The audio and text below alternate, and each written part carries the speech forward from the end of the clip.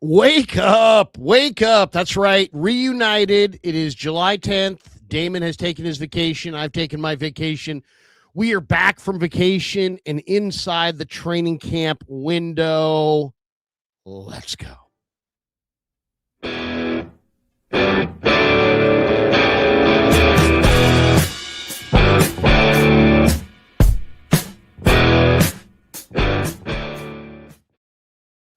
Hey, absence makes the heart grow fonder. Oh, you're looking good, Krueger. It's been a while, man. It's great to see everyone again. Welcome on back to Wake Up.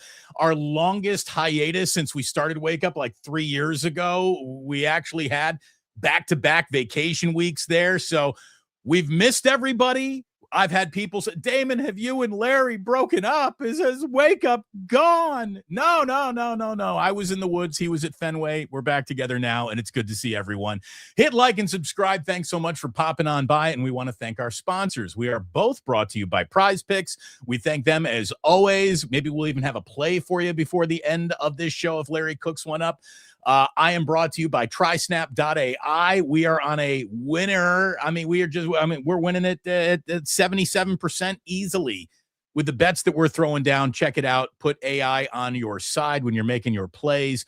TriSnap.ai. Use promo code Damon Bruce free when you do for a free month of Snap services. And Larry, I was watching a little bit with you and Dieter last night, and I saw that you have already, upon your return to the Bay Area, have hit up Pig in a Pickle for a little barbecue.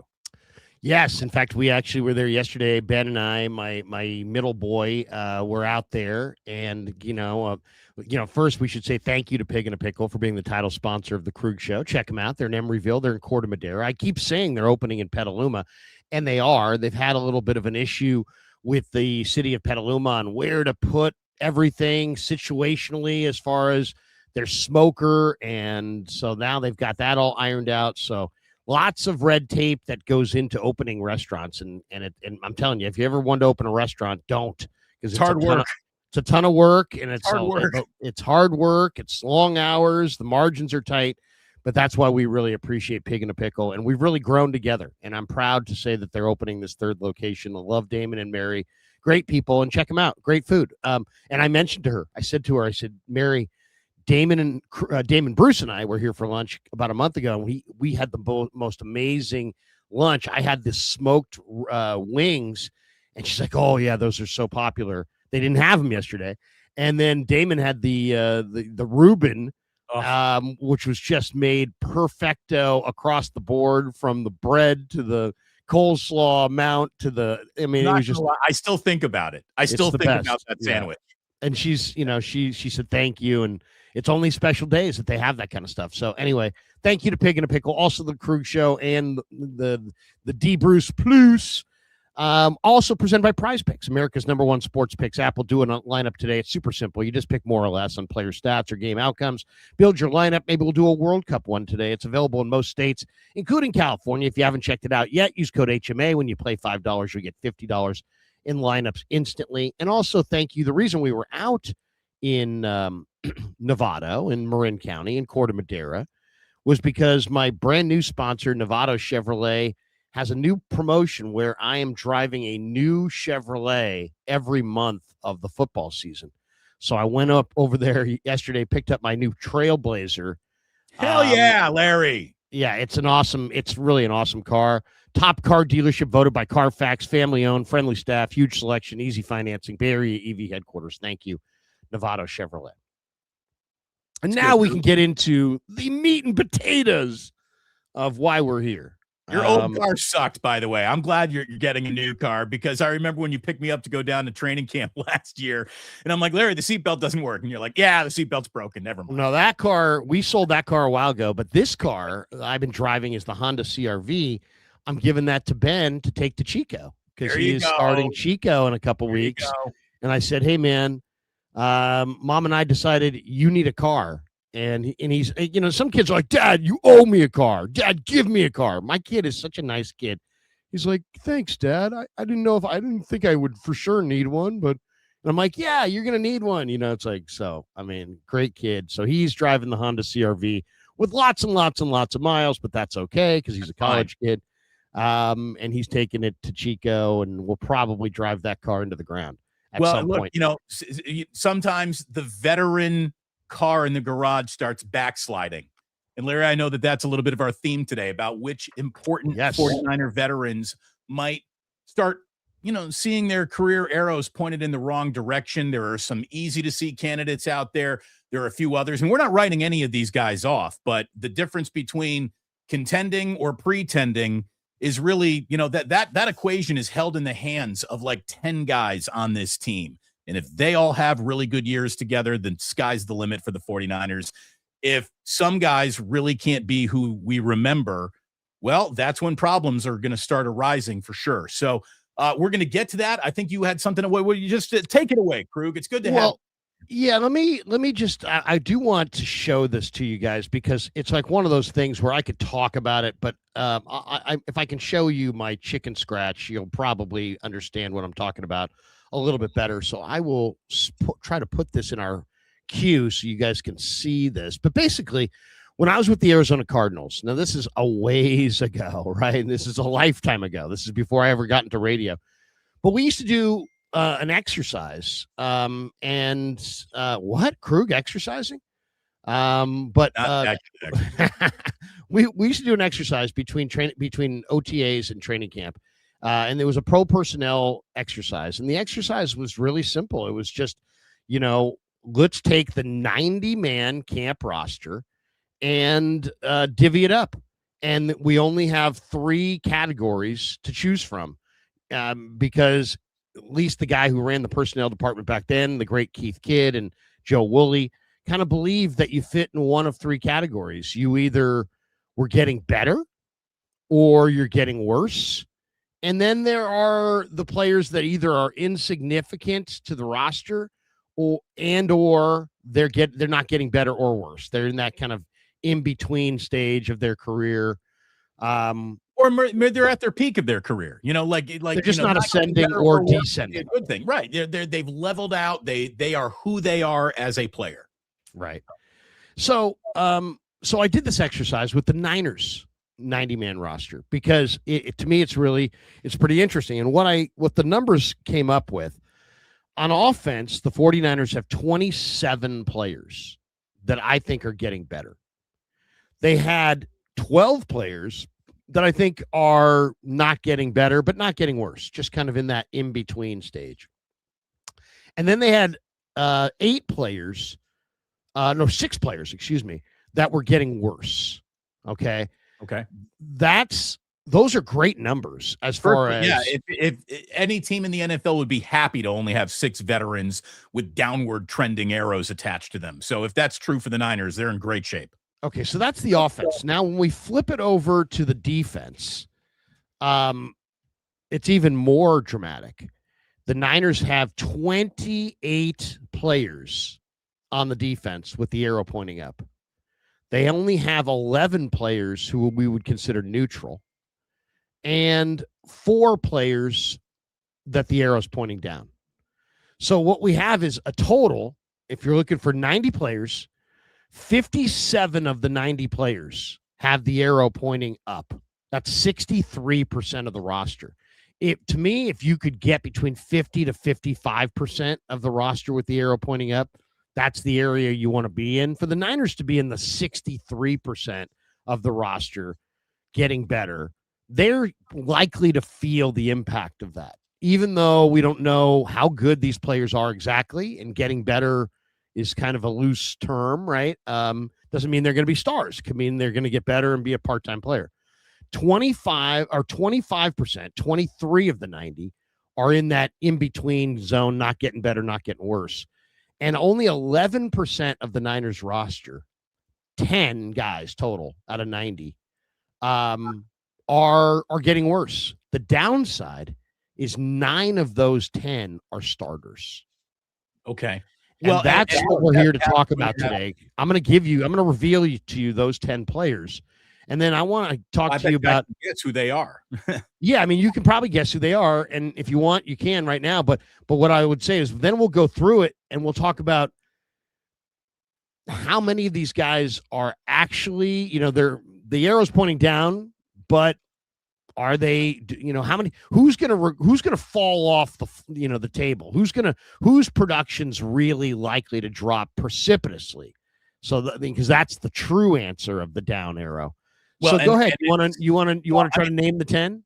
Yeah, I will here. And all I can say is that a player with a downward arrow doesn't mean this player is no longer good or no longer valuable or anything like that. But I've been doing a ton of TikTok bios, and I've had some success over there, Larry. And I've been doing these. We've been watching. Kev's impressed by what you've been able to do. We've actually hired another guy to do some more TikToks. And we're very impressed. Well, thank you. And what I like about it is I'm telling player bios that aren't just Bay Area players or Niners or anything like that. I'm really going across all sports. In the sport of football, as I'm telling these bios, if I've done 40 football bios, 38 of them contain the phrase and then the drop off. It is amazing how maybe more than no other sport, the things are going fine, things are going fine, things are going fine, and then just goodbye. Career is over, like almost overnight. It happens far too frequently. So it's a reality that the Niners need to start bracing for and preparing for. You're talking about 10 players, starters, whose arrows are pointing in the wrong direction. I got 6 on offense. It's okay. 10 players, 9 starters. Well, so look, six of them are on offense. 4 of them are on defense. George Kittle is 32 years old and coming off an Achilles tear. To not put him on this list is a level of fandom wishful thinking that you and I don't subscribe to. Now, I really hope that Kittle comes back and is still a powerful, impactful player. But I don't think it's an exaggeration to say that the best of his career is now in the rearview mirror. I'm guessing the list starts with him, Larry. He's on the list. Yeah, he has to be. Yeah. Christian McCaffrey turning 30 in June, coming off of a workload that pretty much outpaces everyone else in the league. Historically in his career, workloads like this do not gift him good follow-up seasons afterwards. I'm guessing he's on the list. He is on the list. 2 of the better players on the team, really, and 2 of the better players in the league when healthy. I'm going to give you one that I think on the list. The one that might sting the most, and the one that I hope we are wrong about. I am wrong about anyways. It's a 36-year-old left tackle, and I don't care if you're Trent Williams and you're a first ballot Hall of Famer. I can see me doing a Trent Williams bio one day, and I said it was all great until it wasn't. Hopefully this year is not the year it wasn't, but he's 36, and we will see. I bet you this is the year Trent gives up a sack or 2 we're not used to seeing from him. And that's the natural aging process in this league. I'm guessing he's on the list. I wish he was 36. He's heading into his age 38. 38. He's 37 right now, but he's on August 19th. He will be 38. So he's actually he's even 2 years older than you have listed there. But yes, he is absolutely on this list. I fat thumbed that one. So that's my bad as I wrote that down. Is Kyle Juszczyk on this list? Juice is on the list. So you've got McCaffrey, Juice, Kittle, Trent. You got 2 more on offense. 4 on D. Did Mike Evans qualify for this because he hasn't played it down yet for the team, but he's on the roster and there's no way a man his age is getting better? Is Mike Evans on this list? Mike Evans is on the list. There's no question. This list is unbiased. It's not, it's a very straightforward list, and he is on it. I'm going to wrap up my side of the list with Jake Brendel, a player that you and I have never been very enamored with. I don't think the best is in front of him. Is Brendel on your list? Brendel's on the list. No question. He's 34. It's funny. The Niners, there was a recent ranking. I think Warren Sharp ranked the 49ers offensive line 7th in all of football. I seriously wanted to talk about that because he's not a wishful thinking type of guy. He is very analytic based, maybe more than any other analyst out there breaking down rosters. And I was surprised to see the Niners as high as they were, given the fact that there really isn't much carryover. Left guard is going to be so thoroughly improved that a middle of the pack line is now going to be a top 10 offensive line. If Sharp is right about that, by the way, bring on the season. The 49ers with a top 10 offensive line should win 11 games rolling out of bed. I don't know how he grades that. Seattle stopped their run game in 2 crucial games, won a playoff game with light boxes. So they couldn't run against nickel defenses. Okay. They couldn't run effectively and efficiently all year long, despite having Christian McCaffrey, despite having Kyle Shanahan's run pass fusion, which is considered to be one of the best in all of football. And Brock Purdy's mobility, I think the numbers indicate, he's able to get his pressure to sack rate is the best in football. So the pressures are still there. It's just he's quick enough to get away from them. So he's getting pressured a lot, but he's getting away a ton because he's super quick. The Niners couldn't have Christian McCaffrey as good as almost any back in pro football, yet they were one of the least efficient running teams all year. They couldn't run against their arch rival, and when they put their nickel defense on the field in light boxes, we're talking about 6 in the box, 5 into coverage. Niners couldn't run it. And yet their offensive line is 7th. I would say even the most glowing of evaluators, even the easiest teacher you ever had, would have put the Niners between 14 and 17 offensive line ranking wise, but they're 7th. I was surprised. I mean, wow. That is something. I was really, really surprised to see that from Warren Sharp. But hey, hopefully he's right. You'll take it. Yeah. In any evaluation of the Niners having one of the 10 best offensive lines, basically what you're saying is Trent Williams is not going to be on the sliding back list, and Dominic Pooney is going to go to the Pro Bowl. Well, I mean, is it a projection on next year, or is it a evaluation on last year? I mean, why don't we start there? No, I mean, it's a projection of what this year's about to see. Yeah. Okay, I was on vacation. I didn't really study it.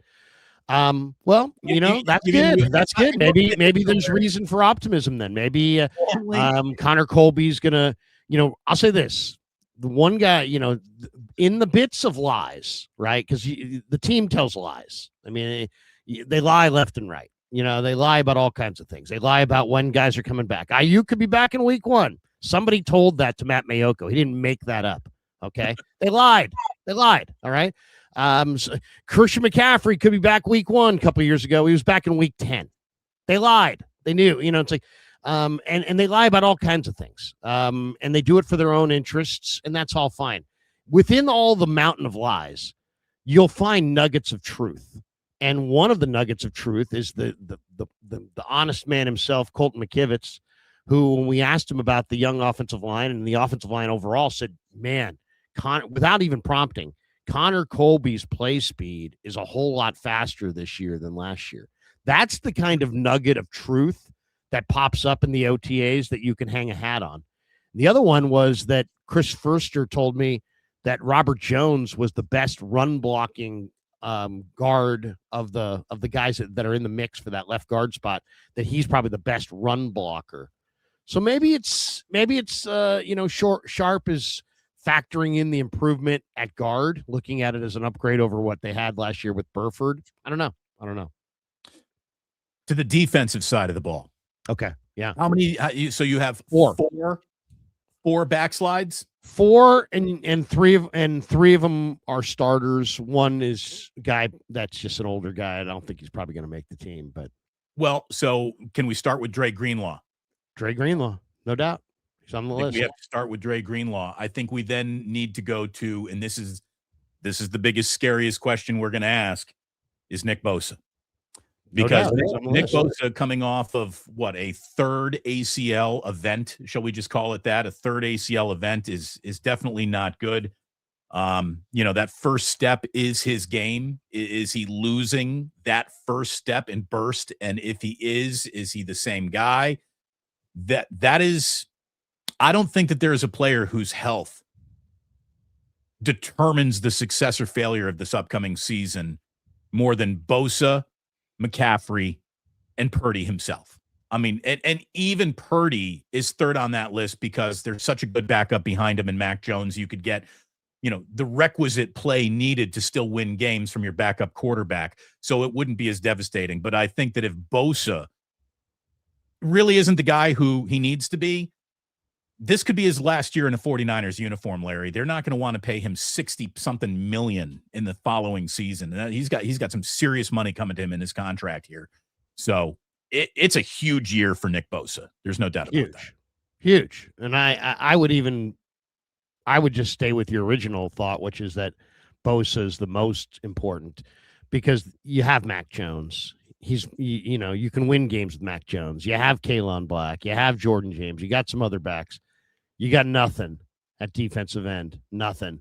I was looking at their depth chart, and I'm telling you right now, I'm going to say it. It's a bold statement, but I'm going to say it with my chest out. Mikhail Kamara is the 49ers' second best pass rusher. Go Hoosiers. I mean, I'm not even going to say that. I can't even say that. He's an undrafted free agent. See, here's the thing. I don't play games or pretend to, yes, there's this thing called the draft. And all these really smart personnel guys who get paid lots and lots of money told us that Mikhail Kamara is not very good because he didn't get the entire draft. He didn't get drafted. He wasn't even Mr. Irrelevant.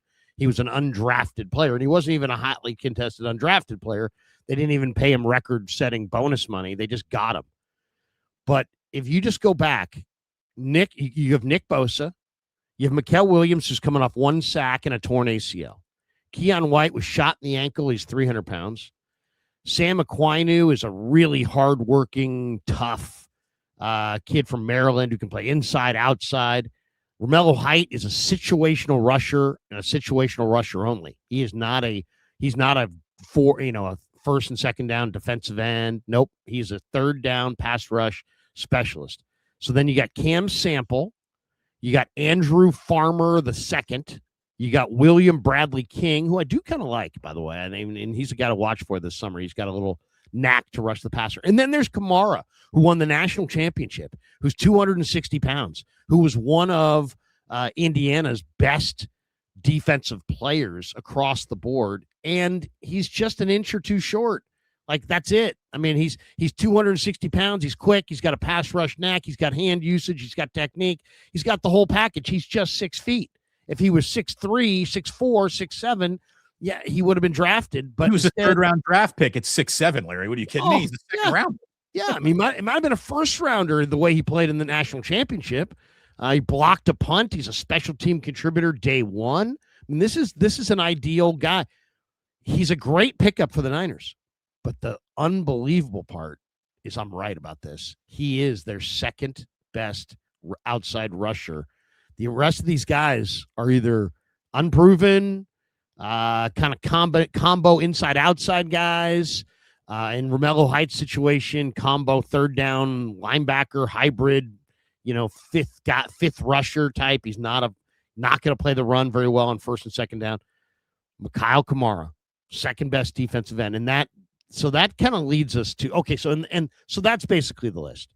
The list was on offense. You got them all, those six: CMC, Juszczyk, Kittle, Evans, Trent, Brendel. Okay, 6 guys, arrow pointing down. All 6 are starters. On defense, there's 4. You got Bosa, you got Greenlaw. I'm going to guess that you've got Renardo Green on this list as well. No. He's young. He's young. He's getting better. I know he's young, but I know that you're not a big fan. And I am a big fan. I like Renardo Green. There are other people that aren't big fans, but I am a big fan of Renardo. No, I bet you're about to. Do you have Fred Warner on this list? And I'm going to say it's just a broken ankle. He's not yet qualified for this list. I need to see a drop off in play. And I don't think that his broken ankle is going to be one of those, and he was never the same type of guys. I still think he's state of the art. I'm not putting him on this list, but I wouldn't begrudge you if you did. Yeah, I mean, he's on the list. I mean, I watch these guys move. I saw him at minicamp. He's still early. It's early, but he looks a little thicker. He looks a little slower. He didn't look quite the same. Well, I let him get back into game shape. He's the youngest guy on this list. So, and we're going to get into the next part of that. And then the fourth guy is just Eli Apple, who's, he's been around a while and he's played his best ball. And thinking of him. He probably could have been put on the neutral list, because that's kind of where I put everybody who's who's just either right in the middle of their career. Like the neutral list on defense included Keon White, Sam Aquinu, Farmer, Luke Gifford, Garrett Wallow, Jack Jones, Nate Hobbs, Ashton Davis, Patrick McMorris, Derek Canteen, Saron Neal. And look at it this way: I could have put Eli Apple there. If Eli Apple's out there playing a lot of football, you got a problem right there. That's your problem right there. But here's the bigger question: of the 10 guys, so you got four on D, 6 on O. How many of those guys are actually going to regress this year? And that's where it's a little bit debatable. Like, I'm looking at this list and I'm thinking, I don't know if Juszczyk is going to really take a step back from last year. I don't know. Okay. I don't know if Mike Evans is going to take a step back. I think Mike Evans might have one big year. So I don't know that he really belongs on the down list. I think there's a very good chance that Trent Williams still plays at a very, very high level. Okay. But then I'm looking at CMC and I'm like, wait a second. Last time he had 400 touches, he played 4 games the next year. I think I think the regression that you'll see and the touches that running backs take are real. I don't see any way how he doesn't have significant regression at his age after the usage that he had last year. Kittle, I think, is the number 1 guy on the list with the arrow down, because I think that the whole week 1 thing is once again a facade, falsehood. I don't think he's coming back in week 1. I don't think he's coming back in month 1. I think he'll be back closer to the middle of the year, and then when he's back, Halloween. I don't think he plays. What's he going to be when he comes back? He's coming off. He's a 34-year-old tight end coming off of a ruptured Achilles. So I would say expect CMC to do a whole lot less. Expect Kittle to do a whole lot less. And then I got to think Brendel, at 34, he got, I thought, pretty thrashed in the Seattle playoff game from the pillar to post. I mean, first play of the game, DeMarcus Lawrence loops right around. Brendel doesn't see him at all. He smacks Purdy in the face on the first play of the game. I asked Furster about it. He suddenly had amnesia. These guys who have just photographic memories and can remember every possible line stunt and every time a guard helped, a center helped on a guard, combo block. These guys have this stuff memorized. You're telling me that the first play of the playoff game, you don't remember that DeMarcus Lawrence looped around in front of Jake Brendel, who was helping Burford with his block, and never saw Lawrence, and that Lawrence smacked Purdy in the face. When I asked him about it, he's like, well, I got to watch the film. All right. It was only months ago. And your quarterback got hit in the face. Why don't you ask Brock about it? I bet he remembers. Yeah. And I mean, it's like, really? You don't remember that? I'd have to go look at it again. Okay. But so I would say Brendel, Kittle, and CMC on offense all expect significant regression. And then on defense, I don't know what to expect from Bosa off his 3rd ACL. He is their best pass rusher. And then you got Warner and Greenlaw. Let me ask you this. And I don't know what to expect out of either one of those guys, really. Of all the regression that we are, and again, look, we're not writing anybody off here. We're just being honest about, where you stand in your career off injuries at this age. That's what we're talking about here. Whose fall off or drop off are the Niners most capable of absorbing?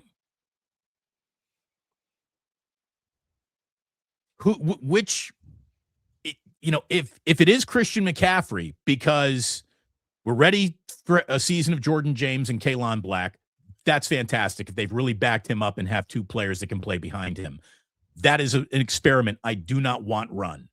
McCaffrey is that important to this offense. But I do think that the 49ers could absorb that fall off more than, hey, George Kittle was just never the same guy. It took him a while to get back, and as soon as he came back, he was never the same guy. This team is probably shallowest at tight end of all of its positions right now.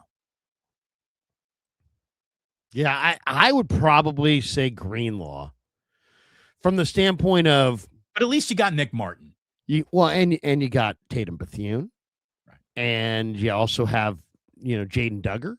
Right. Well, I don't Garrett know. Wallow played well in the playoffs. Luke Gifford is a Pro Bowl special teamer. You have Jalen Graham. I mean, you do have some guys there, and Graham and Martin and Bethune are not just young players. They're young players that have been, on your team a few years. Now it is a new system, so there's always that. But I would say Greenlaw would be the guy that I think they can replace the easiest. The better question, or the more difficult question to answer, is which one's the hardest. And I would probably say, despite Kittle being, such a great tight end, you still have Tonjes, and he can catch.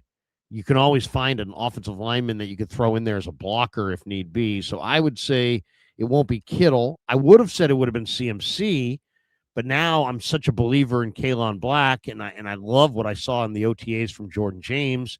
There are a lot of backs floating around this league that you could get at a moment's notice that I think all could thrive in Shanahan's system, not to the level of CMC, don't get me wrong, but could really do a nice job giving them a reasonable facsimile. I would say it would be Nick Bosa.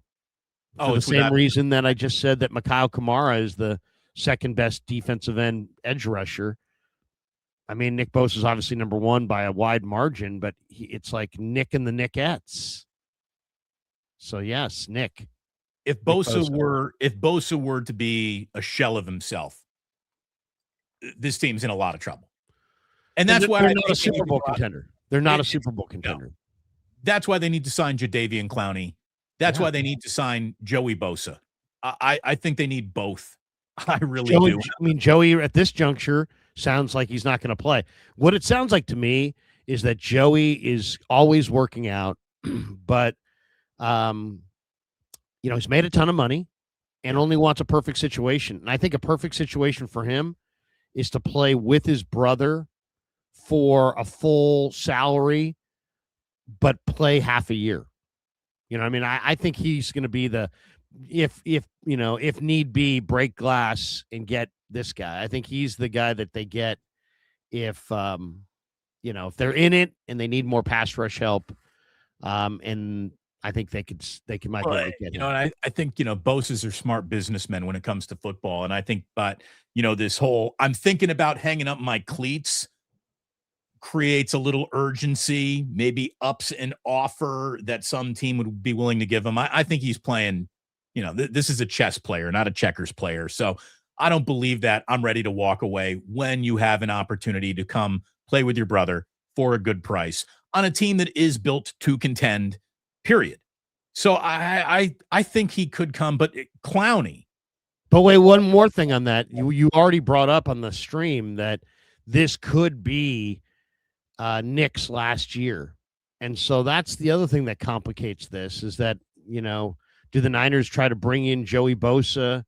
And then what do they have to give him to come in here? Is it one really big 1-year deal? It's a 1-year deal. I don't care if his brother's on the team or not. Joey Bosa is looking for a 1-year contract. That's all I'd be willing to give him. You cannot say I'm thinking of retiring and me thinking about multiple years of you. Right. No, but I'm just saying ultimately, that's going to be kind of clunky if you're trying to add Joey and yet you've already had conversations with Nick's agent about, we're not extending, we're going to let him walk. You know what I mean? We don't know. Some bad blood there. It could be some bad blood. We'll see. Again, I don't think you can be as ground into the business of football and be surprised by that if you're the Bosas, right? They understand how this works. They understand They should. No defensive end is going to be pulling in more than $50 million a year if you got 6.5 sacks. Oh, well, nobody's talking that money. I mean, I'm not talking about that. I'm just saying that there's going to be conversations between Nick and the Niners. And if the Niners conversations with Nick are kind of like, hey, we're, kind of frosty or kind of like, hey, we'll wait and see, his brother may not sprint over here. It makes a lot of sense. I mean, Clowney would make a lot of sense in that he was with Eberflus in Dallas last year. He's kind of a jack of all trades. He's very versatile. He's so versatile. You can rush him anywhere from any scheme, stand up, hand in the dirt. And he seems like he still has it. I think he's got 23.5 sacks over his last 3 years. He had 8.5 or 9.5 last year. He's never had double-digit sacks, unbelievably. But, Clowney, I think, is younger than the Von Millers, healthier than probably healthier than 3 or 4 of the options, a better option than Kyle Van Noy. Just because of what I said before, how I think they're just a little. I mean, the Niners have 6 DBs that are 26 or younger. So a lot of young DBs. Do you want those guys to develop? If so, you may want to add a little bit to your pass rush.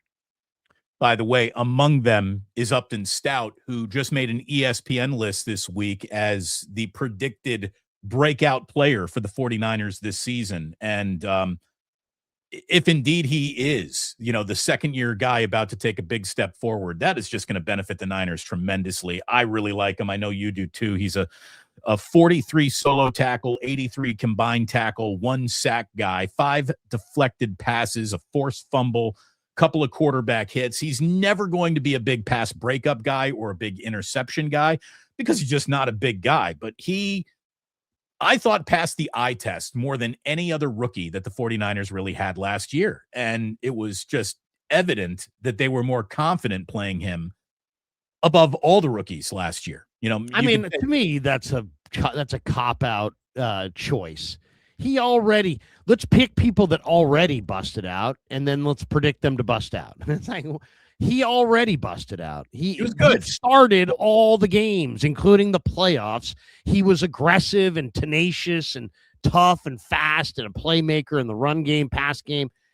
His breakout year is not coming. I mean, he's going to get better. What if I told you that it's already come? I mean, it's like somebody's predicting a storm's coming when the surge is already hitting the shore. It's like, come on, man. It's like, of course the storm's coming. It's already came. Look at it this way. If he's a Pro Bowler this year, if he's really up for end of the year consideration awards, that is a huge step forward in year 2 for him. Yeah, and that's a big if, by the way. Suddenly, this guy's gonna be a Pro Bowler. Now he's one of the 3 best guys at his position in the entire league. Hey, we'll see about that. I would say that's a kind of a cop out by ESPN. That's too easy. You want to know who the rest of the West's breakouts are?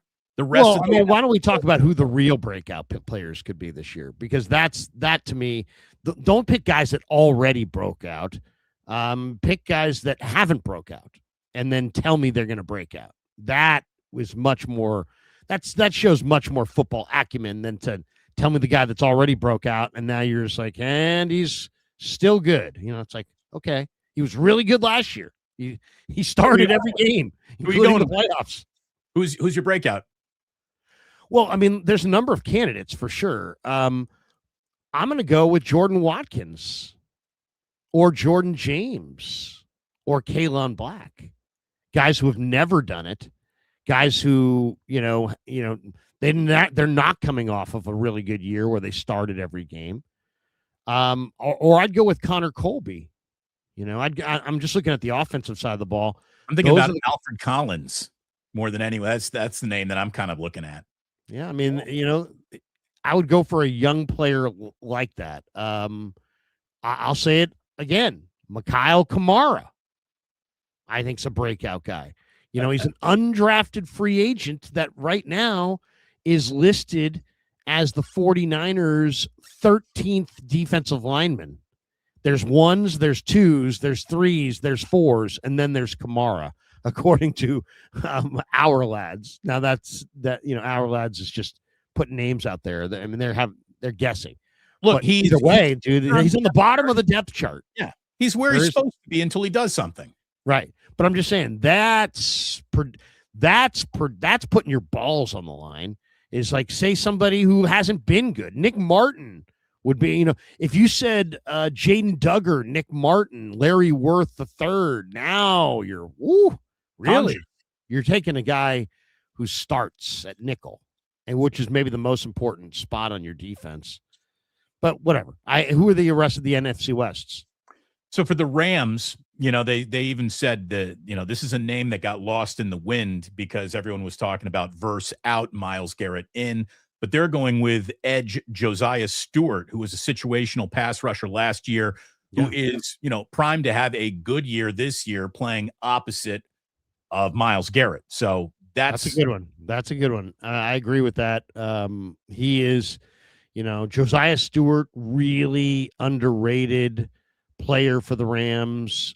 Third round pick out of college, and guy played, I think, at Michigan. Good football player. Little on the shorter side, but tough, and can scheme versatile. Yeah, that's a good one. And the Rams. This is where the Rams. I think the Rams are a little thinner than people think. The Rams are one or two top of the roster injuries away from missing the playoffs. Oh yeah, I mean if they lost Stafford for a month, good luck to them. Good luck watching Ty Simpson and Stetson Bennett try to win games. I think the Rams are. I mean, if the Niners lose McCaffrey, they have Kalen Black and Jordan James. If the Rams lose Kyron Williams, they're leaning on Blake Corum, Ronnie Rivers, Jarquez Hunter. The only spot the Rams are super deep is tight end. I do like Corum, though. I do. And I like Corum, but I mean, he's, the other Rams got some good news today. Alaric Jackson, who had been busted for a domestic violence situation, is not going down on that situation. He's going to beat the rap, and he will be there in camp. So, for any of you Niner fan thinking, man, Alaric Jackson's going to get taken off the field on some kind of a suspension, it's not going to happen. Whatever happened there, the charges were dropped. Seattle, ESPN selected tight end AJ Barner. They even called him Discount George Kittle. 52 catches, 519 yards, 6 touchdowns last year, and an integral part of their run blocking scheme. So that gets him the Kittle comparison. But Barner up in Seattle, I think, is a pretty good lookout for that guy. He's a great player, but I mean, another guy. This guy's already done it. This is one of the best tight ends in pro football right now already. So that's another cheap one. That's another. I think this guy's going to win the Boston Marathon. Okay, they're 35 yards from the tape. You know what I mean? It's like, really? The Cardinals, they got Walter Nolan III after an injury-plagued rookie season. He still, when he was out there, had a 14% pressure rate, which was second to only Abdul Carter among rookie defensive linemen last year.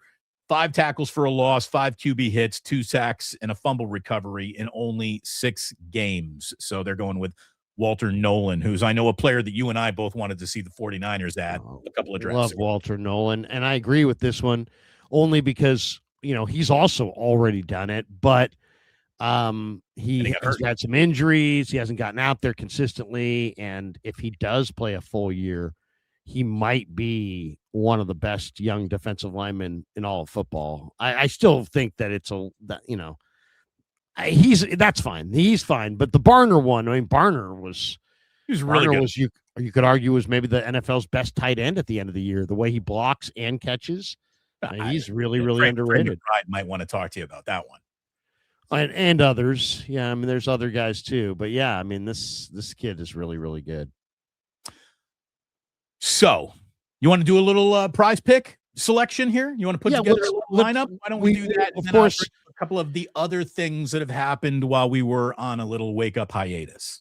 Yeah, we'll jump into our Prize Picks lineup for today. Prize Picks is America's #1 sports picks app. The reason I like it, it's simple. You're just picking more or less on player stats or game outcomes. You build your lineup and you're in. No complicated stuff, just what you think is going to happen in the game. Use code HMA, play $5, get $50 in lineups instantly.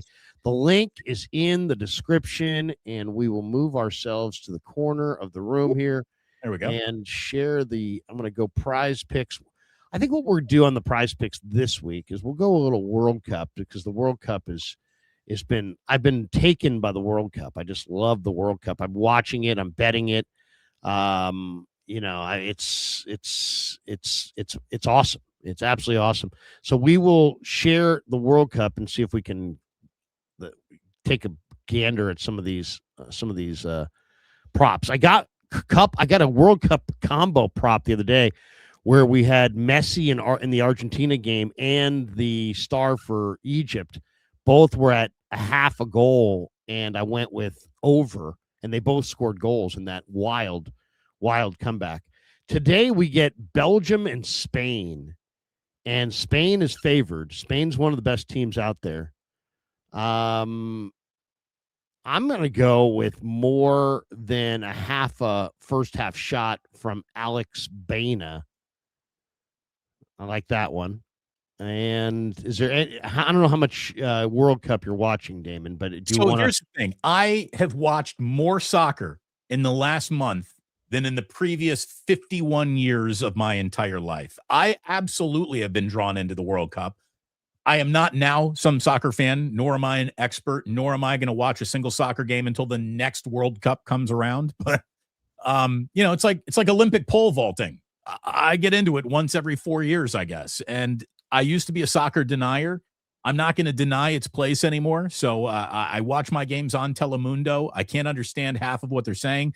It just sounds better. It's more sing-songy for me. So I can't name any other player in this tournament but Messi, Pulisic, and the Ronaldo guy. And that's about it. I'm not ready to tell you who's going to get shots off on goals or with goals or anything like that. Give me the big Norwegian. Give me the big Viking Norwegian guy to score a goal today. Who is it? No, is it the Norway guy? Okay, let me see. Norway's down here. Norway's playing today, aren't they? Erling Holland. Yes, that's the guy. Okay, so we'll go more on 1.5 first half shots by Holland. I've got Harry Kane going more than 1.5 shots. I could have named Harry Kane too. That's the other guy. Yeah, from England. And we'll go with that. Let's see what we'll put this over here and see what are you cooking up? Let's see. Let's check it out. We'll bet 5 on it. We got to grow the screen here so we can get everything on the screen. There we go. Submit lineup. Bingo, bango. Easy peasy. Come over here.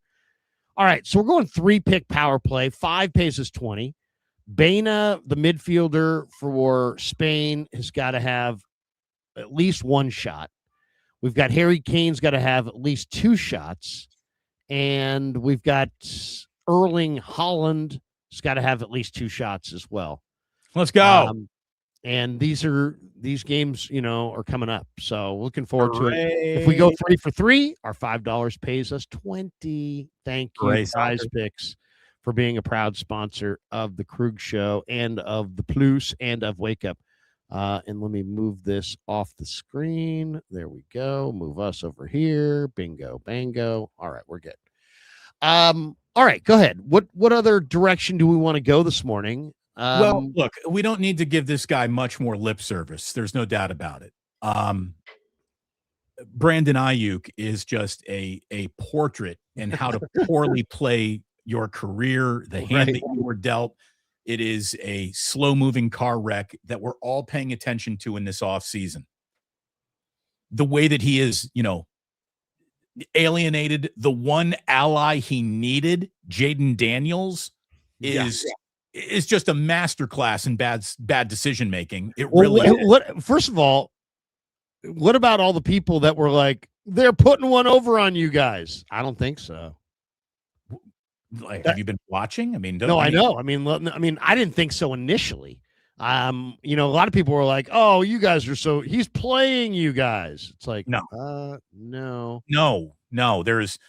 How about this? Maybe Brandon another guy's mother playing a game, but Jaden Daniels was not playing that game as well. And then when Aiyuk is then going online and saying, hey man, pick up your phone. That's like one of the most thirsty internet videos ever produced. It is not good at all. But let me just tell you this. As we're sitting here watching this and everyone is talking about the big crash that he is in right now, we're not even close to the bottom for Brandon Aiyuk. It's only going to get much worse, Larry, and it's going to get much worse when we are about 6-7 weeks into the football season and nobody is paying attention to him anymore. I remember distinctly Steve Young on with Ralph and Tom a million years ago, talking about how when his career ended, it was very painful from him to walk away from the applause, from the accolades, from the attention. And even though he was never really, there for that, he certainly missed it when it was gone. Now, Steve Young is one of the most level-headed, intellectual, well-adjusted, great support system all around him guys you will ever meet. And if it was tough for him basically change his life when the music stopped. How hard is it going to be for Brandon Aiyuk, man? When we stop paying attention to him and he is in his Instagram account looking at all of his metrics, and it is going to return to him the information that, views on your account are down 85% this month. And he's going to realize the NFL has moved on without me. And the car crash that fans are now interested in is some other car crash. There'll be another car crash that we're interested in. And Brandon Aiyuk is going to become old news, and he's going to become forgotten about. And that's what I'm afraid this guy is going to exercise some self-harm. There is no aspect of anything about him that says, well-adjusted, that's going to end well right now. And it's going to get worse before it gets better, for sure, I think, for Brandon Aiyuk. What if the Commanders just aren't interested? There's no way they're interested. Here's the latest, by the way, on Sign this Aiyuk. guy at your own peril. Here's we got a little Aiyuk here. We'll play this. This is the latest video.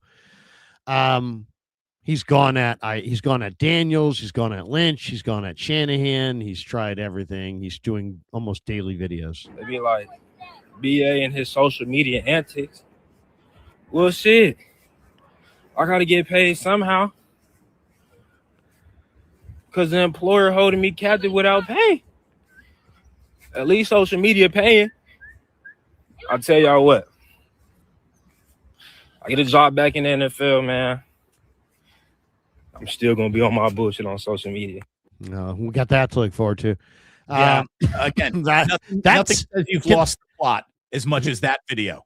Well, and nothing's... It's like, dude, read the room. Nope, the NFL teams are not loving the social media part. Even if they are stomaching it, they're not loving it. The Niners aren't loving it. The Commanders aren't loving it. No potential other suitor for Aiyuk is loving it. So this, and, I love I got to get high-pitched paid. I got to get paid. By the way, you know how sad that is that you had a guaranteed multi-million-dollar NFL contract and now your main source of income is Instagram? If that one sentence as you say it out loud doesn't bring your own actions to a screeching halt, nothing will. That is unbelievable to me. It's unbelievable. And he's delusional, and he's not even filed his reinstatement papers. And it's the whole thing is he doesn't want to do an interview because in an interview, anybody with a brain is going to be like, hey, so you want to say you want to get back in. The first step is file for reinstatement with the league. Have you done that? No. Why not? All right. Then immediately it turns around to the Niners are doing me wrong. The Commanders are doing me wrong. Everybody's doing me wrong to you're just not doing the one simple thing that you need to do. Is that because you don't have an agent, or is that because you're not ready to play? Is that because you don't really want to play? I don't know. I don't know what the deal is. This guy willingly walked away from $27 million and is now on social media talking about needing money. You willingly walked away from $27 million. Look at it this way. How bad is it going to get when the Niners send him the bill saying you owe us this, pay us back? Do you think that Brandon Aiyuk has handled his finances well? I don't know. I mean, I would say that the man who. Well, I think so, because I saw him. He had a suitcase full of cash the other day that he was throwing around. So I'm sure he has the money. Dude, a suitcase full of cash does not contain that much cash when the team says we want $18 million back. Yeah, I mean, it's bad. It's bad. It's really bad. And why? And Jaden Daniels, he's like, Jaden, why don't you answer me on so. Because he's done with you. The last quote that I saw from Jaden Daniels in regards to Aiyuk came about a month ago when he said, and we talked about this, Jaden Daniels said, Brandon Aiyuk's football future is out of my control. That was a direct quote from Jaden Daniels a month ago. It was never where does that come from? It was never in his control. There's no quarterback who is filling out a roster for an NFL team. You can go ahead and give somebody you can vouch for him. You can give him a vote of confidence. Who the hell would vouch for Brandon Aiyuk at this point in his career? I mean, first of all, he was a good player. I would even say for a year, he was a very good player. This is not Megatron. This is not right. This is not somebody who's not Jerry Rice. is so overwhelming that, of course, the juice is still worth the squeeze, even as you're, acting a fool on social media. Yeah, we're going to, we did this with Antonio Brown. Antonio Brown is getting really weird. Yeah, well, he can still fucking play. So you're going to put up with it for a while. This is not that. And so, it's going to end so bad for him. And what he doesn't understand is that the attention that he is being fed right now is going to vanish the minute we start playing actual football games. And that is when he will be left really to his own thoughts and the destructive force that he is to himself right now. He is clearly cut off any good advice, his circle of friends, his trusted agents around him. This guy's paranoid. He's paranoid. And it's not going to end well. And good luck to that guy. He's going to need a lot of it. Larry, the other thing I want to tell you about is you need to get a job at ESPN. You need to get a job. By the way, Jade Daniels unfollowed Brandon Aiyuk on Instagram. Nothing says this is getting serious like I've unfollowed you on Instagram with Generation Instagram. Did you see what Tim Bontemps was just able to do? Larry, this is your dream job, right? What happened? Tim Bontemps, former ESPN NBA senior writer Tim Bontemps has covers the NBA. He's got hired by the Atlanta Hawks for a front office role. He's going to be a strategic advisor for the Hawks. He's going to work and report directly to President of Basketball Operations, Ansi Sala. This is a 41-year-old guy who was a media schmuck, just like, the two of us, and now is working in a front office. Krueger, this is the gig we got to get for you. It's congratulations on your YouTube success. I've never met anyone who is literally on vacation at Fenway, and during an inning change, you're given videos about 49ers players from Fenway. You're did you like the Fenway video? Yes, I did, but I was hammered, by the way, hammered. So let's get Larry on the Tim Bontemps actually gets a job in the NFL track. I'd like to see that for you. I really would. Well, I'll say this. I mean, basketball is far and away the easiest sport to evaluate the players. I think of all the sports, I think it's the easiest. Baseball is the hardest because you got to project a 15-year-old, a 16-year-old to what he's going to be when he's 27. And that's hard to do. I mean, that's really hard to do. But for basketball, I mean, I had like 5 tweets before the draft saying it's Yaxel Lindbergh. And if you could go back and look at my tweets, and they're all there, the number of people that were like, stick to football, you don't know basketball, you think you know basketball, you don't know, stick to the Niners, this and that. It's like, what? I've coached basketball, I played basketball, I ref basketball, I've done almost every single thing inside of basketball. And Lindbergh was so obviously a great pick. And it was like, people were like, he's old. I'm like, what? He started playing basketball at 19 and he's 24 and he's got real feel. How many players can say they didn't play basketball when they were 17? They weren't playing basketball when they were 16, 17, but they became good enough to make it to the NBA. Right. This guy was a junior college guy. Then he transfers to UAB. Then he transfers to Michigan, and that Michigan team was dominant. Won the national championship, and he led them there, and they kept getting better and better and better and better. And so the Warriors took this guy, thankfully. And look, I don't know if you saw him last night in the summer league, but dude, only summer league. It is summer league. Tolbert even said, hey, Marco Bellinelli went for 44 in the summer league. Anthony Randolph was amazing in the summer league. You can't overreact to the summer league because it is an open floor game, but generally it's a guard driven entity. And this guy's a big man. And I just love the passing. I love the beauty of the smoothness of the ball coming off of his hand. And this guy's going to be a major player for the Warriors. There's no reason, Tolbert's right. There's no reason to start projecting anything. But I do want to see in a summer league game, the kid who went in the first round just look good. And he's more than looked good. He's looked like a legitimate all-court two-way player. He makes defensive plays. He is he's going to be a big part of this upcoming Warriors season, and that's a really good thing because I don't think LeBron James is coming close to the Warriors now. I don't think he's coming, and the Warriors are going to be left with, hey, run it back with Yaxel. That's going to be the Golden State Warriors this year. The other thing that I wanted to bring up to you, and I know that you've appreciated the guy's work. He's been good. Did you hear the sad tale and saga now of ESPN NFL draft analyst Matt Miller? Matt Miller was involved in a I saw that. And it's just first of all, thoughts and prayers go out to Matt. He's a friend of yours. He's a friend of mine. I've had him on the show recently, and not since the accident, but this guy got involved in an accident where a car crossed the WL line, and it was a head-on crash. And, there was, and he suffered such crushing injuries that he actually had to have his left arm amputated. If you see a picture of the wreck, I saw it. The fact he is alive is a miracle. Yeah. I mean, it's just an absolute miracle. But then I thought it was very weird that here is a guy that was part of ESPN's draft coverage, and he gets involved in this crushing wreck. No mention of it on SportsCenter. No mention of it on ESPN. It was like they just totally ignored it. You would have swore that he maybe caused the wreck, but he didn't, according to the reports. It was caused by somebody else.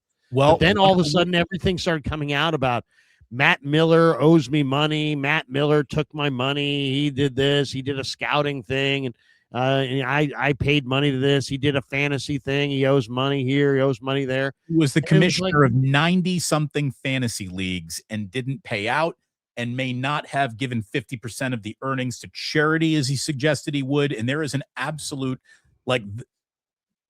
there is a district attorney now looking into all of this, and Matt Miller is multiple GoFundMes that was kind of odd too. They weren't started by him, but I mean, it's like we got to compartmentalize these things, right? On one hand, it's like, dude, thankfully Matt Miller's alive, and he's and I don't know him well enough. I only know him. You have business.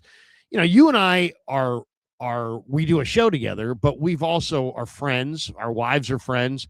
We've known each other since the mid '90s. It's a friendship that goes back for 30 years. I mean, we're not just work acquaintances. Right. We're Matt. I know Matt, and I like Matt, and he's been on my show, but I don't know his wife. I've never been to his house. I don't know him on that level. He's more of an acquaintance, right, really, than a friend. But still, I mean, my thoughts and prayers go out to anybody who loses a limb and broken ribs. And I mean, it sounds like he's just in a world of terrible pain. So, and then he can't even have a prosthetic arm because he may not have enough of a shoulder to support it. I mean, it sounded hellacious. So my thoughts and prayers go out to him. But Absolutely. Then there's this whole other story, and I don't know anything about that, and I won't begin to judge it until all the facts come out, but it doesn't sound good. Look at it this way. When this many people come forward, putting their name on the accusation that something fishy has happened, something fishy might have happened. And you can go to Awful Announcing and read about it. They've kind of comprehensively covered this story.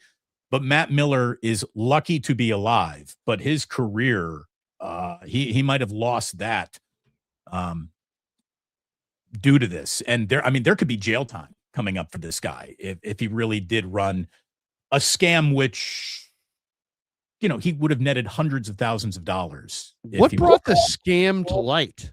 Is it just that he was a high-profile name? No, that's the thing. So his name ends up in headlines because of the terrible wreck. Right. And some Reddit thread started by saying and it basically started pretty innocent. He was a big time ESPN guy before that. I don't understand if so many people were ripped off. Just the fact that a big time ESPN television guy ripped you off. Did you really need to wait until he was involved in a near death crash? Yeah, no, it's one of those things where isn't the timing a little perplexing? It is a little bit, but look, you don't start trending and you don't start popping up number one in search engines until you're in major headlines. And Matt Miller went from a guy that was talking football to now a guy who's got a story about him in the New York Post. And the Reddit thread had been started a long time ago about, hey man, I'm getting ripped off by this guy. But no one was paying attention to it because there's, roughly 6 billion Reddit threads. So a lot of them just get lost in the haystack. Well, the needle finally started pointing to this thread because more people were searching his name. So it appeared more. And then more people started saying, this happened to me too. This is an odd thing. I paid to learn some scouting services. He called me once and never again. And like, there's just something odd going on for sure. And now a district attorney is involved. So let's see where that goes. But when I think of the two big things that happened while we were on a little wake up hiatus, obviously the crumbling of Brandon Aiyuk's career, the crumbling of Matt Miller's situation, and then the Tim Bontemps is, walking off the set of First Take with Stephen A. Smith to walk into a front office. So, Larry, it's out there for you. It really, maybe it could happen. Who was the guy who was doing the Warriors post game and he went to the Hawks and then now he's got fired by the Hawks? That's Grant Liffman. Grant Liffman, who, by the way, really nice guy. I like Grant. Nice guy. But I'm just saying he went from he's saying, talking about the Warriors on television to he's in Landry Fields' front office in some capacity personnel wise. By the way, maybe I will say this: it's a unique skill set. I mean, not everybody has the skill set, but if you do have a skill set to be able to look at 5 guys that are all the same height, same weight, and everything, and go, that guy is nothing. That guy's going to play, on a 10-day contract. That guy's going to be a rotation player, and that guy's going to Springfield, Mass, and he's going to the Hall of Fame. That there's real value in that. And if Tim Bontemps has the ability to basically the draft in all sports, it's all about the same thing. It's identifying false favorites. Everybody's a favorite. And, in the NFL draft, they're the best player on their college team and everybody's talking great things about them.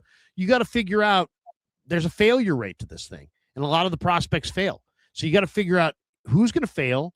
And if they're going to fail, how are they going to fail? And you got to steer clear of those guys. And then you got to find the guy that you think has got the right goods on the field, off the field, makeup wise, and that he's going to elevate. Like if I knew on draft day what Upton Stout was as far as a guy and a work ethic and a determination, oh my God, I would have, I'd look to clone him, because that's what made Jerry Rice wasn't the fact that he was 6'2", 195. And it wasn't that he ran 4.55. It was the work ethic. It was the drive. It was the I need to get better. I'm working at this all the time. I mean, Steve Young told me a story that after one of the Super Bowls, it was like a couple days after the Super Bowl, and he came to the facility, and there was Jerry on the field running routes. And even Steve, who was a real hardworking guy, was like, whoa, this guy's out here running routes 2 days after the freaking Super Bowl. So it's that, it's that those kinds of traits on the greatest athletes.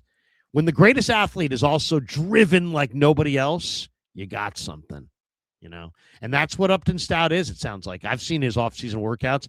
That guy's driven like nobody else. He's out there fighting and clawing and working on his footwork. And oh my God, I mean, and he's a great athlete too. Olympic wrestler Dan Gable. Guy wins the gold medal. The next morning wakes up at 5 a.m. and goes on a 10-mile run. Yeah. It's about work. It's about that drive. It's like, what? If you find that rare drive, it's like talent will take you a great distance. But if you have that talent and you have that crazy drive, that's the Hall of Fame. Well, and that's what you should be looking for. There are people who get by on talent, but their work ethic is questionable. Brandon Aiyuk. There are people. I know guys in our business who's talented. Guys in our business who are really talented, and they're scummy in one way or another. They have their own problems. They show up drunk to work. They But you know what? They're really talented, and they get lots of jobs, but they can't necessarily do it every day without having some issues. But that's the world. That's the way it is. What would you rather have, a guy with a lot of talent or a guy with a lot of work ethic? That's like the old classic question, right? I would rather have a guy with the work ethic because, the talent, I mean, the talent is great, but, talent is. Well, look at it this way. It gets to a point where everybody around you has talent. Like, you're not in the NFL. The worst player in the NFL, whoever he is, we can figure out who he is. We can circle him and say, this guy's the worst player in the NFL. He is a wildly talented athlete.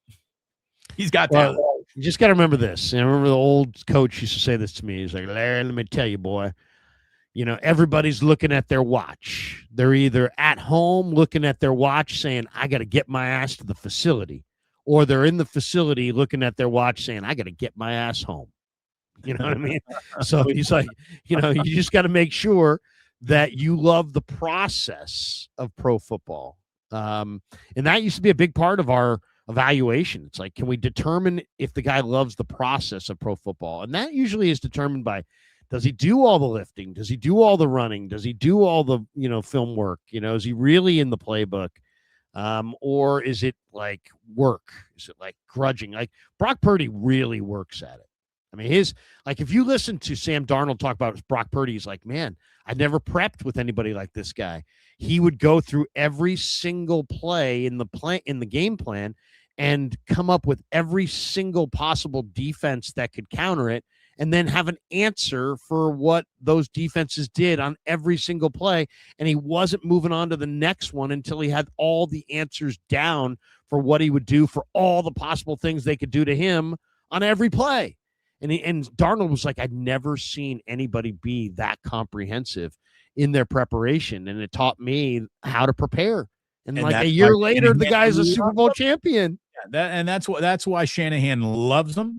Yeah. By the way, it's the old, who had more raw physical talent than Colin Kaepernick? That guy was an unbelievable athletic talent. Then Harbaugh had all the playbooks installed on iPads, sent everyone home with that iPad. And Colin Kaepernick had the least watched playbook on the team. Granted, in fairness to Colin, not that there's anything to defend there, but this was not when he first came in. This was after a year or two. They kind of transitioned all the playbooks to a digital playbooks. So it wasn't that first year that he wasn't necessarily learning. It was after he had been in the league. To me, there was that one game against the Cardinals where he threw back-to-back pick sixes on the road in Arizona, and I don't think he ever recovered from that. Teams started defending Kaepernick by just dropping into coverage, keeping their eyes posted, dropping into a zone. I mean, I watched it in that Arizona game. Teams started playing zone against the Niners, and they would just get in that zone and read the quarterback's eyes and break on the ball. Well, you can't play man-to-man against a guy who can run like that. You can't play man-to-man, but then also when you play zone and you realize that he's telegraphing where he's going with the ball. I mean, the one thing you never do as a quarterback is you never pump fake to the guy that you're going to. Right. Unless you're pump faking on like the stutter and go. Right. Yeah, the hitch and go, where you pump the hitch and then he gives a move. But like if a guy's running a regular out route, you don't pump it to him and then go to him, because the pump brings the defender to the picture, and now you're inviting guys to the party on defense, and you don't do that. Kaepernick did that routinely. He would pump to the guy. He did it in the Super Bowl and almost had Jimmy, whatever was it for the Ravens, pick it off on the 5-yard line. He literally pumped to the out and went to the out after he had pumped it. And Jimmy, forget the guy's last name, really good corner, long corner, former first-round pick, jumped it.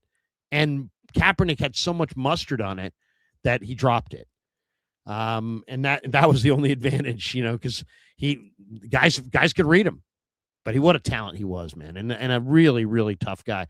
Everybody always talks about the Crabtree fade on the last play of the Super Bowl. We were sitting next to each other in the dome, but it was the second down play where Harbaugh called a roll right sprint right option, and Kaepernick is sprinting right off the play fake, and if he just barrels down, he could have taken it to the end zone by himself.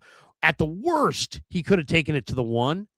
Instead, he drifted to his right, and then threw just a laser at Crabtree's shoulder pads, who was diving towards the ball. One of the hardest catches ever to make, and he didn't make it. And that set up, 3rd and 4th down from the 7 or whatever it was.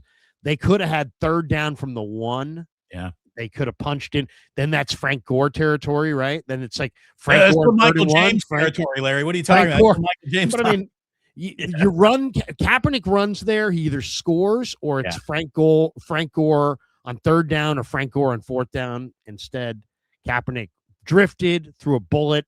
It was 3rd and long, and then 2 horrible pass plays. And good night. By the way, I had to look it up. Jimmy Smith, yeah. Jimmy Smith was the corner that you were talking about. All right, Larry, let's hop into our supers, and then I have the most important question of your vacation to ask you. All right, here we go. We're going with the supers. Thank you to everybody who has donated. Fuji, late condolences, Larry, for Penny. Yeah, we lost Penny. Tip one out for Penny. Absolutely. Penny was our beautiful dog. She was our golden retriever. We only dreamt of having her one day before we got her. And we had to lay her down only 5 days after we found out she was ill with cancer.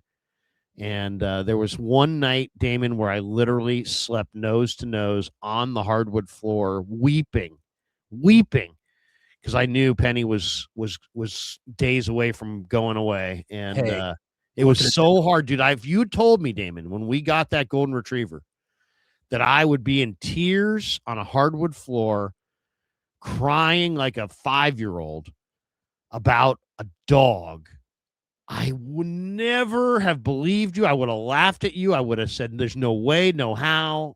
It's just, I love that. They love unconditionally. She was so sweet. And I do miss her. Thank you, Fuji. Is on behalf of Penny. Thank you for making the hard but right decision to put her down. People who send their dogs to chemotherapy are just, I understand what you're trying to do, but it's probably the wrong thing to do. When we had to put Rex down, we went into the vet, and the vet, gave us our options, and Jillian, and this was her dog. She had Rex before she had me. Mm-hmm. And she said, no, we're just going to put him down. And the vet leaned in and said, thank you. That is the right thing to do. Yeah. So very sad, but I it's a beautiful, some of my friends are like, Krug, you'll get over it, get another dog, but I'm not ready for that yet. Yeah, maybe you will someday, but now's not the time. Now's not the time. But thank you, Fuji, and Penny. We love you. We absolutely love you, and we miss you. Here's Fuji says, Larry, do you miss your old Chevy Tahoe? The Tahoe is like Brock, a standard truck that is serviceable, not the most fancy or flashy, but if properly upkept and maintained, it will get you where you need to go. I do love my Tahoe. In fact, I don't have it anymore, but now that I've got a commercial with Chevy, maybe I will be driving the new version of the Tahoe. It's about a $75,000 vehicle. Just go ahead and make sure the next one has a seatbelt for me, Larry.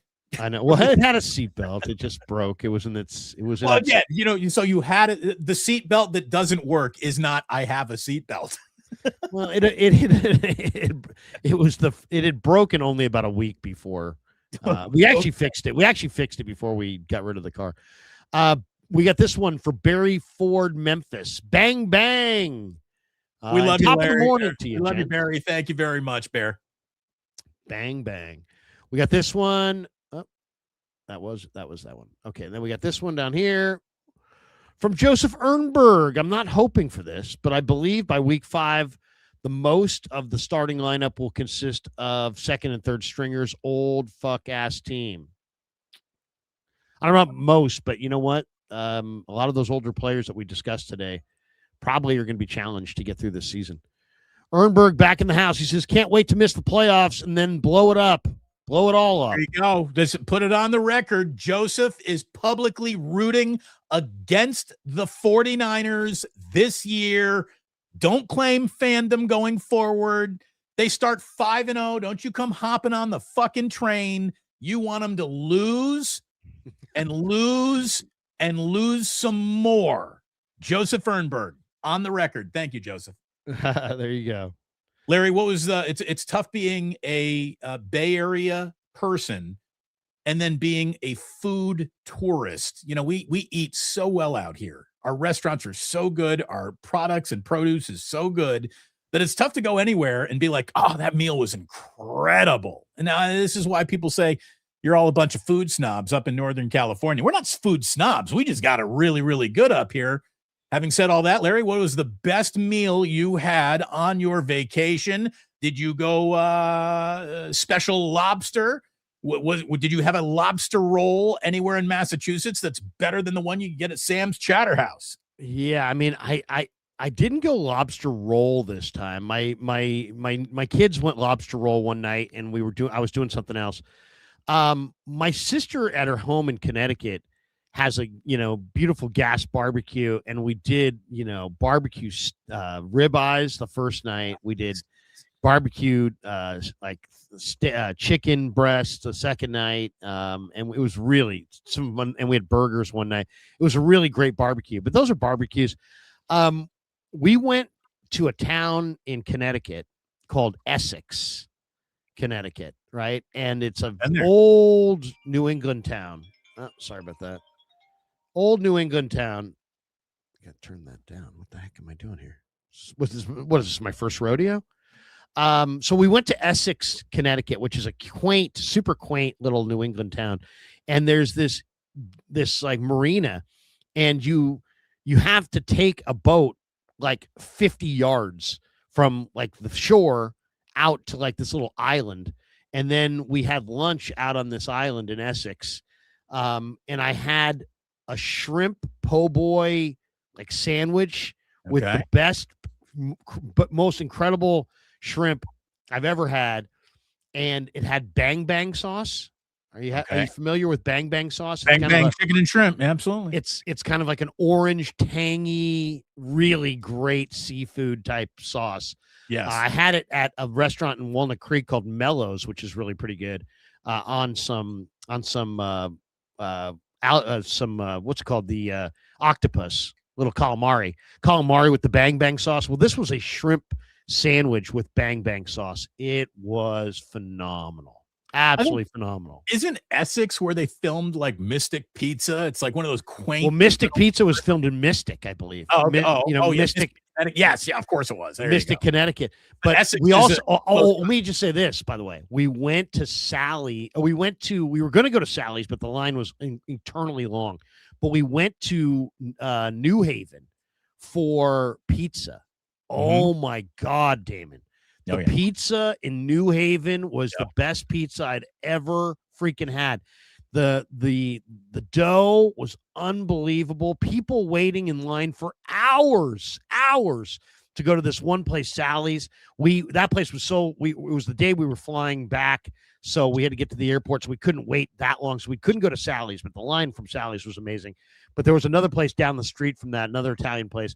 Also amazing pizza. I mean, absolutely phenomenal pizza. The best pizza I think I've ever had. I've had New York pizza. I've had deep dish in Chicago. I've been to Giordano's. I've been to Gino's East. I've been to what's the other big one in Chicago? I love the thick crust or the deep dish. But then New York, I went to Joe's there. In Manhattan, and that had real flat. They love their cheese. I don't know why they love cheese so much, but the pizza that I had in Connecticut, in New Britain, Connecticut, hard hitting New Britain, New Haven. Yeah, I was about to say New Britain is up by like where Bristol is. That's in the middle of Connecticut. You were in the nice part of Connecticut. You weren't in the This Yeah, place. New Haven, Connecticut pizza was off the chain, absolutely phenomenal. Yeah, New Phenomenal. Britain. Also, we also did I'll say this too. We did a food tour of Boston through the North End, and we went to like 10 different restaurants and just had a little bit of this, a little bit of that, and Nice. walked around. It was a really amazing tour. But yeah, Boston is a very special place. Very special. By the way, Barry coming in late here saying Mary and I had to put our 2 cats down in less than a year. Tiberius and Gatto. We didn't think twice about letting them suffer. I feel you, Larry. Yeah, and Penny also, we found out, she had 2 tumors on her spine, and we did some tests, and the cancer had spread to her lungs, and her stomach was she was getting bloated because she had internal bleeding. So it was only going to be a few more days anyway for Penny, and it was very, very sad. But I'll say this: I'm so glad that we did this, because I didn't grow up with a dog, Damon. I didn't grow up. We had fish. We didn't have animals. My parents were not animal people. My mom grew up with a dog in her family, but we grew up in the city, and the city, my parents used to say, "Oh, the city's no place for a dog." And so we didn't have a dog. This is like the premier dog city in America, but okay, Mr. and Mrs. Krueger. Well, but I mean, what do you do? I mean, think about it. My parents both worked. My dad was an attorney. My mom worked for Bank of America. They were gone all day. We were gone all day. I mean, to leave your animal all day, sometimes the dog will sit right in front of the door for some owners and won't move. So, I know when you get your great to have dogs. Dogs are great, but they need people. Right. They need They need a yard. We didn't have a yard really. So it was just like, it wasn't a great fit for my parents. We never had a dog, and I was not going to get a dog. My kids were no longer begging for a dog. I heard Kipe doing a commercial for Animal Rescue Foundation. I'm like, it made me think about, my daughter was going to college. I'm like, God, if we're going to get a dog, we better do it now.